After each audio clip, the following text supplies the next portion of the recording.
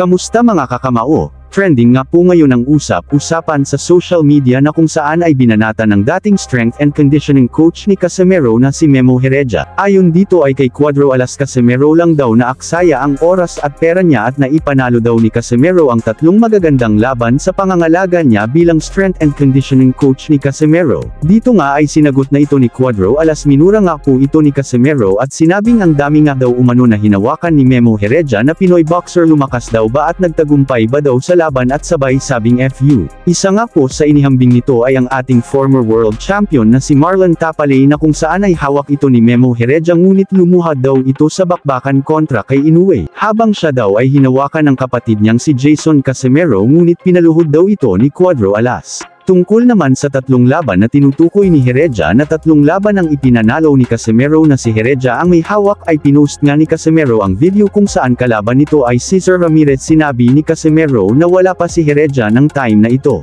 Pinaluhod daw niya itong si Cesar Ramirez kung kaya naman wag daw magyabang si Memo Heredia na siya ang nagpalakas sa kanya. At ayon pa kay Casimero kahit ilang Memo Heredia pa daw ang nakapaligid sa boxer kung mahina daw talaga ang boxer ay sadyang mahina daw talaga ito. Anong masasabi niyo ukol dito mga kakamao?